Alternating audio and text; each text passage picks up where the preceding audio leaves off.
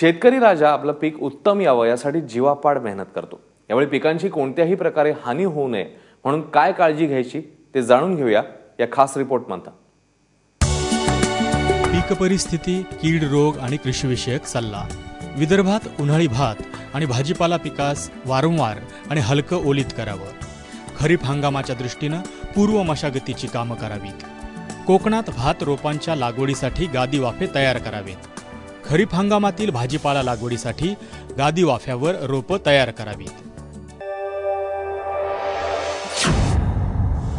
कोकण विभागासाठीचा पीक सल्ला। भात आणि नागली पिकाच्या रोपवाटिकेसाठी गादी वाफे तयार करायला सुरुवात करावी। गादी वाफ्याचा आकार तळाशी 120 सेंटीमीटर, पृष्ठभागी 90 सेंटीमीटर रुंद, 8 ते 10 सेंटीमीटर उंच आणि उतारानुसार योग्य तेवढ्या लांबीचा असावा। 1 हेक्टर लागवडीसाठी 10 गुंठ्यांची रोपवाटिका तयार करावी। लागवड करावयाच्या भात, नागली, भुईमूग अशा पिकांच्या योग्य जातींची निवड करून सुधारित जातीचं बियाणं तसंच पेरणीपूर्वी बियाण्यास चोळावयाचं थायरम किंवा इमिसान हे बुरशीनाशक प्रति किलोस 2 ग्रॅम या प्रमाणात उपलब्ध करून ठेवावं। पॅराग्रास, यशवंत, नेपियर अशा बहुवर्षीय स्वरूपाच्या वैरणीच्या पिकांची लागवड करण्यासाठी शेताची पूर्वतयारी करण्यास सुरुवात करावी। मध्य महाराष्ट्र विभाग तुरळक ठिकाणी पावसाचा अंदाज लक्षात घेता काढणी केलेल्या रब्बी पिकांची, भाजीपाल्याची, फळांची आणि कांद्याची सुरक्षित ठिकाणी साठवणूक करावी। खरीपातील पिकांच्या पेरणीसाठी दर्जेदार आणि प्रमाणित बियाण्यांचं नियोजन करावं। फळझाडांकरता आच्छादनाचा वापर करावा। त्यासाठी बागेतील वाळलेली पानं, ऊसाचं पाचट, गव्हाचा भुसा, लाकडाचा भुसा, पॉलिथिन पेपर यांचा आच्छादन म्हणून वापर करावा। मागील हंगामातील कपाशीची धसकटं, पालापाचोळा जमा करून कंपोस्ट खड्ड्यात टाकावा। त्यामुळे त्यावर असलेल्या किडींच्या अवस्था नष्ट होतील। मेंढ्यांना देवी रोगाचा प्रादुर्भाव टाळण्यासाठी या रोगाची लस टोचून घ्यावी। मराठवाडा विभाग तुरळक ठिकाणी पावसाची शक्यता असल्यामुळे पिकांची उघड्यावर साठवण करू नये।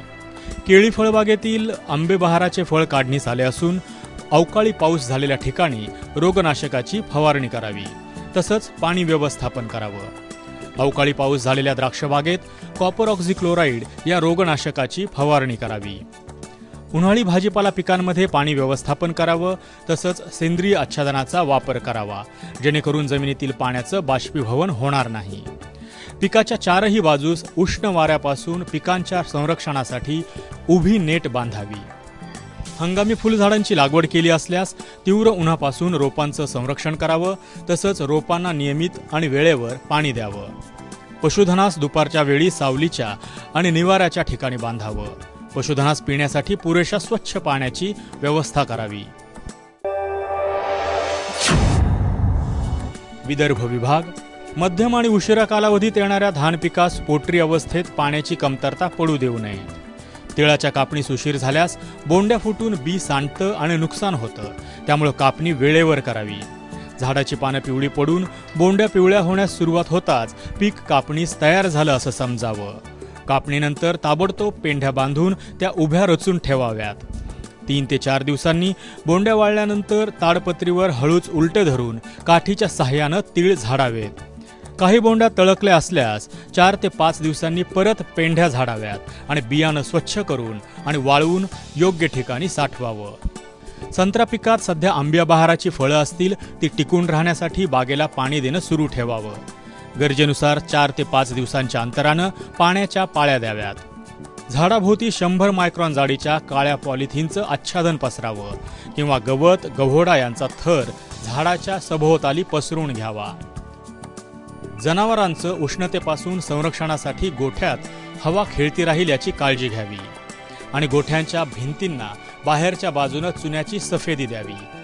जनावरांना पुरेसं पाणी द्यावं। ब्युरो रिपोर्ट, ABP माझा।